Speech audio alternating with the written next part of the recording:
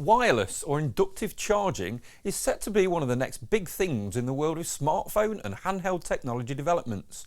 HowToAV calls in the experts to find out how inductive charging works, why it's needed, and whether or not your device is going to be compatible.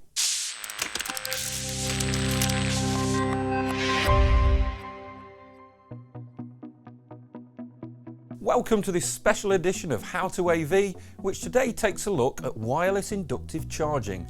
Today, we're lucky enough to be joined by Matt Owen. Thanks for having me. Of UK manufacturers CMD, who are one of the UK's leading lights in inductive charging product development and, I understand, award winners for wireless charging product design. First of all, Matt, welcome to the HowToAV sofa and many thanks for joining us. So perhaps we could kick off by understanding the technology behind inductive charging. How does it work? A lot of people see it as kind of a sci-fi technology, but actually it's really simple. As I say, we have a wireless device, or a portal as ours is called, and what that does inside there, you've got a little coil about this big, and what that will do is, in turn, it changes the electrical current into electromagnetic. And what that will do is then be picked up by a receiver, or indeed a compatible device. And what that will do, that will also have a coil in there, which will change it back into a current and charge your phone, device, or whatever's compatible.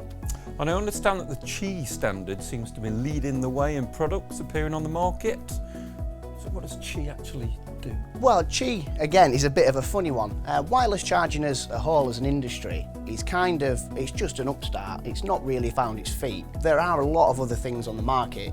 The way that Qi works is they say that if it's got our sign on it, you drop your device on and it will charge no problem. However, you have to understand that this is down to the manufacturers of your product. Just because a device has got the actual stamp on doesn't mean that you can just take any product and put it on. It enables you to kind of get a bit of an understanding, and then you have to ensure that your device is also compatible before that marries up and again starts charging. Speaking of which, I understand that so far there's well in excess of 60 handset device models on the market featuring Qi inductive charging. What's the key brands and the key models we should really be looking out for? And, more importantly, what's the solution if my phone isn't compatible? Well, that's two very good questions there. The first one, of what you need to look for, basically, wireless charging is still in the up and up. There is always a solution for your phone, whether it has it built in or not. So to me, the kind of advice is go for a phone that you want. Don't go for a phone that has wireless charging just because you can do it, because for pounds and pennies, there's pretty much a lot of solutions that you can get on there which will allow your phone to charge. Which obviously leads you on to the second question. There are various different options available. The first is a case. So for example, if you've got your smartphone, you can just take your existing case off, place this one on, and it will have a coil receiver in it. The coil receiver will attach into your charging port and allow your phone to charge. The second, we at CMD have one ourselves. We've got a wave wireless receiver. You'll probably seen them. They're about, big, size of the coil. And what that will do is it'll have a lightning USB on one side and a micro USB on the other. Place that on top of your charging device, plug it in, and again it'll allow you to charge wirelessly. So the idea of wireless charging for me makes absolute sense, but of course inductive charging bases still have to be plugged in and normally have to be installed somewhere. So from CMD's experience of the market, where are Qi charging bases being installed at the moment? Well, for us, Qi charging is really being seen as kind of an on-desk, in-desk solution. So again, obviously it does have to be plugged in. So for the lower end of the market, if you're just looking to kind of, get a feel for wireless charging, understand what it is and introduce it into your workplace, you can pick up wireless chargers which will just plug in to a normal socket. However, to me, if you're going to get your wireless charger and plug it into a socket, you may as well get your phone charger and plug it into a socket, which is where Portal's very unique, because obviously it has an integral power supply. So what that will do is it will be housed within your desk, be underneath, and it will essentially be wire-free to the eye. Obviously, it still has to be plugged in because the technology hasn't really developed that far. However, we ensure that it is one of the only ones on the market. When you see it, it is completely wireless. Ideally, in the future, we are looking at what we can do to push that further. So for me personally, I would like to see a device that sits on your desk or sits in your desk that you can probably take to meetings with you, take on the train, and will then charge your phone. And maybe that itself will be charged. But again, it's something that we want to do, but we're waiting for the technology to catch up at the moment. So that's for the commercial side of things. Yes. You talk about the future. What about the consumer market? Are we going to start to see that coming into consumer furniture? I know that there are things happening at IKEA already. Yeah, it does depend. I mean, for me, you see where they're going at the moment. They'll be in the bottom of a light, or they'll be in an armchair, and that's fine. But it's a case of, is it really practical? I mean, if I have one in this, it's probably going to fall off.